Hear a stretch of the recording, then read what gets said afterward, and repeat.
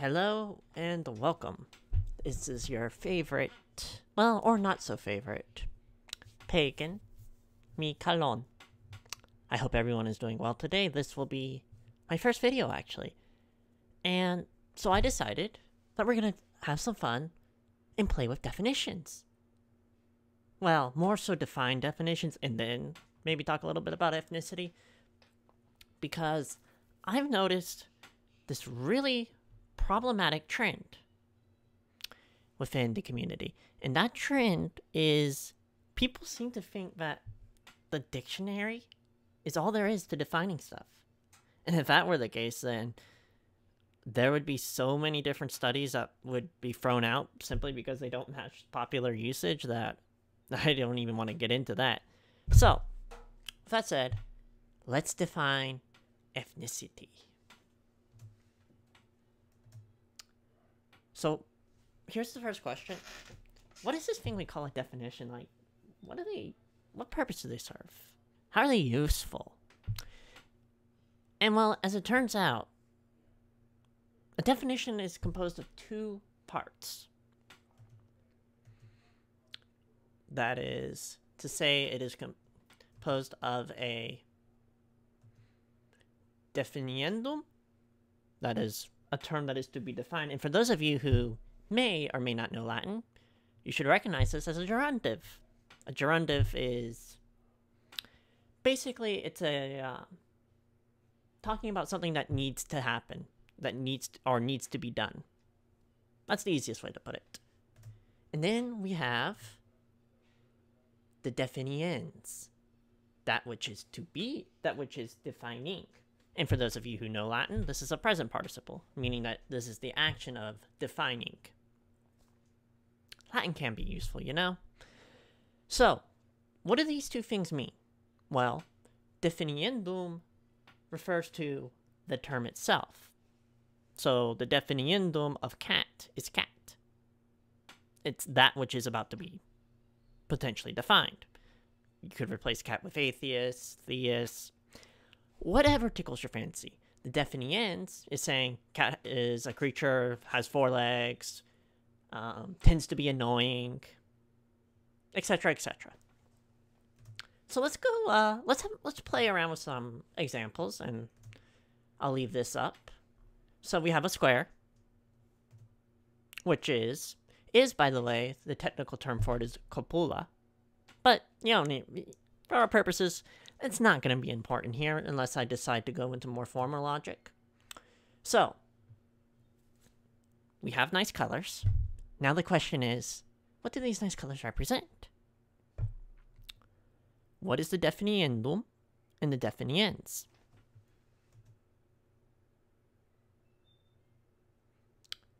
And here's another example for the viewer's pleasure.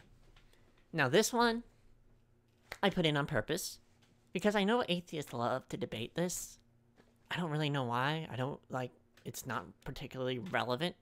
What's relevant is that you call yourself an atheist and, you know, need to get together to advocate and whatnot. But atheists like to mess around with this. So, I'm going to define it here as a person who denies the existence of all gods. Which probably means, if there is a comment section to this video, that it's going to be filled with people saying, no, my definition is right, my definition, yada yada. It doesn't matter here, because this is the definition I'm using in this presentation. So, for example, if you don't believe in only, say, one god, if you don't believe in Thor, but believe in everyone else for some strange reason, you would still not be considered an atheist. So, that is to say that definitions are always being worked on, and they're always being perfected. So, with that in mind, I shall now reveal the answers as to what is the definiendum and the definiens. Ta-da! There it is. The definiendum, the square. Because square is that which is being defined. And atheist, because, well, defining what an atheist is. So, with that said, let's now move to what different types of definitions there are, because there are many different ways to define an object.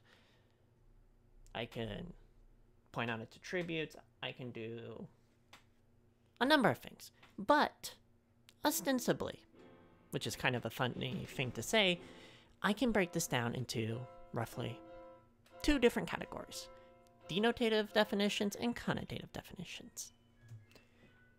A denotative definition, as it says, is a definition that specifies a set of objects that falls under the definiendum. You tend to actually see a lot more of these in mathematics. When we're defining a structure, we'll say, okay, 1, the odd numbers equals 1 plus equals starting at 1, then you add 2. And so on and so on.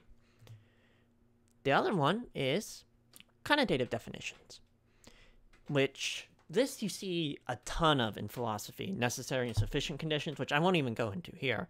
But safe to say, this is for like debate purposes and whatnot. This tends to be the one that you're ostensibly going to be more focused on.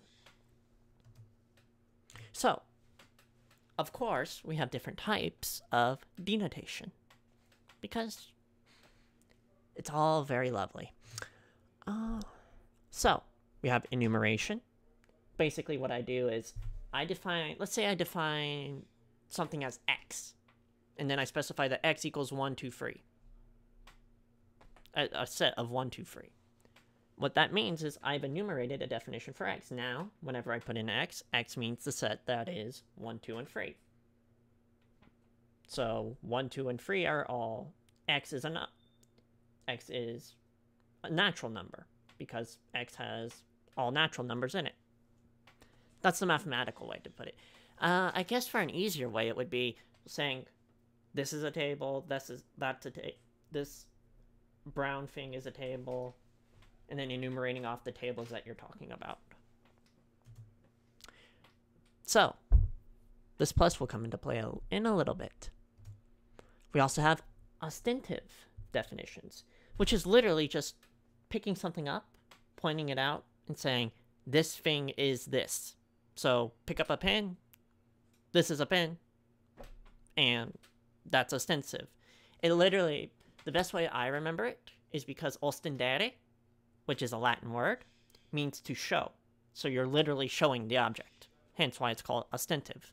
So there's a little bit of overlap here, but we can take care of that overlap by including one final category, and that is inductive definitions, where we pick an object that belongs to a particular set, and we go about saying, okay, with this repeated selection procedure, these objects are going to be in our set. You tend to see this really heavily in computer science, actually.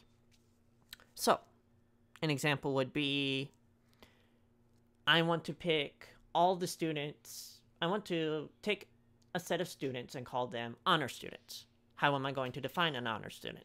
Well, I define an honor student as someone who has all A's. So therefore, my selection procedure is going to be to pick every student who has an A, and they will be part of this definition of what we call this definiendum of what we call honor student. Now, we're going to move on to connotation, because connotation is also useful and fun. A connotation. So, this is the one that everyone seems to love for some reason. Synonymous definitions. When you open a dictionary, that's ultimately what you're getting. You are getting they are explaining to you what a word means, usually by giving you some sort of equivalent phrase, or some other word that means the same thing, but perhaps is more common. This also tends to be the one in which, in casual conversation, when people say, I don't know what this or that word is, we simply bring up another word that it's equivalent to and leave it at that. Now, this one is important for science, operational definitions. It turns out it's actually pretty hard to describe things completely. In fact, there's a whole area called ontology, which is dedicated to what does it mean for this thing to be. So that's why a lot of times when in research, we work with what are called operational definitions, which are ostensibly, they are observable phenomena that we can use to sort of define the presence of something. So, for example, an operational definition for acid would be acid equals that liquid which turns stuff into red paper, which turns colorless paper into red. Or a black person is someone who defines himself as black and others perceive as black. We'll get into that ethnic definition a little bit later as a fun little concluding note. And then we have this one, definition by genus and difference. I'm going to say genus. I'm biased towards classical Latin. Sorry. Not sorry, actually. So, this one is interesting because here we're sort of what we are doing is we are taking a larger group and then we're going to define something by telling you that it's in this larger group, and then we're going to tell you how it's different from others of its particular class. So, a strong example would be, what is a Toyota? I don't know why I'm thinking of Japanese cars, because I even very rarely think of cars in general, but here it is. So, a Toyota is a car. Okay, well, that sounds pretty vague. Like, is it a Maserati? Is it a Ferrari? What is it? Well, it's a car that is different from a Maserati by virtue of not having as good of an engine, or not being able to go as fast, etc., etc. And so, by telling you that, bit by bit, we break down and you get more of an intuition of what a Toyota is versus a Maserati or a Ferrari. So, there are also some good guidelines for forming a decent definition by genus and difference. You tend to want to state the essential property. So, for example, a Toyota is not a horse, for example. A horse being... Well... No, that's not a good way. Explain it better this way. A Toyota does not have 4 legs. Having 4 legs is not an essential property to a Toyota, so therefore my description shouldn't include it. If I want to describe the car. Now, if I want to describe a horse who, for some unknown god's reason, I name Toyota, then sure, I can define Toyota that way. You don't want it to be too broad or too narrow, so, for example, if I say a Toyota is a car, well, it's way too broad. There are thousands of things which could be considered a Toyota at that point.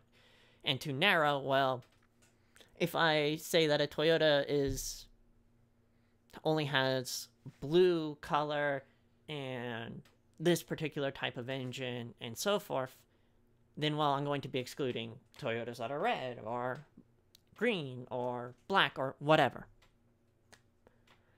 And generally, it's a lot easier to understand a definition if we don't define it in a negative. So saying that a Toyota is not a Subaru, well, that's kind of not really telling me anything, because it goes back to the first criteria, to the second criteria, where it's being too broad.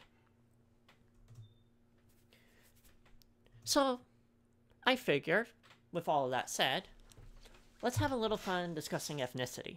Ethnicity is a tricky thing to define, because it's not exactly something I can hold.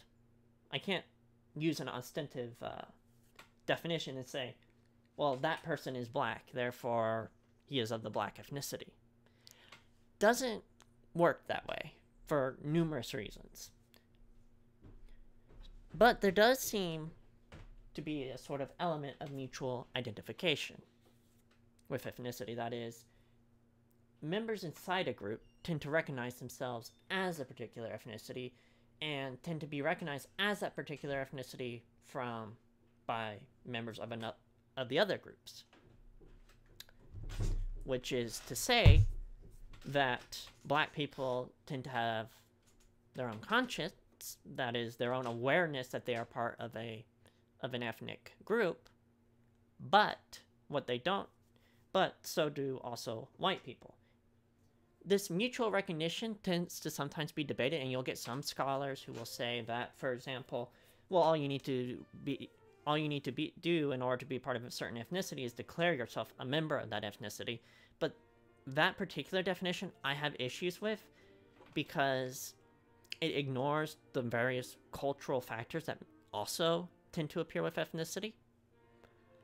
And you also get other scholars who say, well, it's a purely objective phenomena that you can detect via cultural patterns and whatnot. But this doesn't quite seem to fill in the effect of, like, accumulation and appropriation and various other issues. So I tend to personally go with a middle path, which is as Piers van Berk defined, an ethnic group is one that shares a cultural tradition and has some degree of consciousness of being different from other such groups. This one I tend to find has a nice middle ground to it, and tends to be pretty solid. I haven't found it to be too broad or too narrow, or among other things. So that ends this little spiel. I hope everyone has a good day. Please like, subscribe, and share. And I will be actually starting to produce content, particularly when it comes to ethnicity and various other sociological things. So, yeah. May the gods bless you this day. And if you're an atheist, may you still have a good day.